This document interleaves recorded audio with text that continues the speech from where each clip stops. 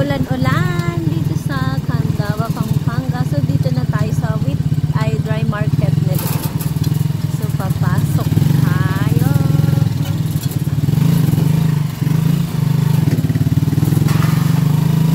Ito yung palengke nila. Maulan na, maulan. Baba na, tita. Sige lang po, tito. Umulan naman.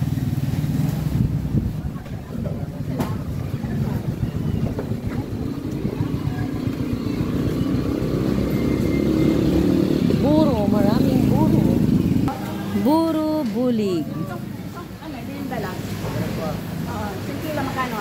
Magkano yung isang kilo? Pampanga, Candaba, buro. Ganito pala ang buro. May buong isda siya. Nung una di ako kumakain nito. Pero nung natikman ko kahit mabaho, ang sarap pala. Kanin? Kanin po ito, kanin. Yung buro may halong kanin, tita. I see. Kanin na dinurog. Kanin na dinurog yung buro. Ay, yung ano, puti. Parang malata. Yung parang, ano ba yung pagluto ng parang lugaw siya. I see. Ganyan pala ang buro. Pero iwan ko ba't ang sarap niya pag naluto na siya. Masim-masim na masarap. Kasi dati meron na yung wala ng ulo. Nagpaparami ng kain ng kanin. Promise. Kasi ayaw ko na may ulo.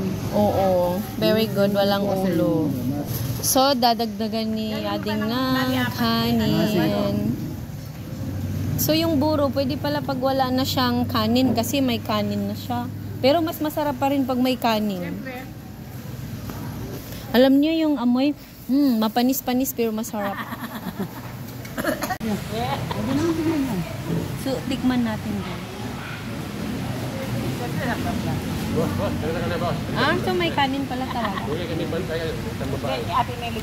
Pwede siya iluto with sili, di ba? Oo, pwede. Depende sa...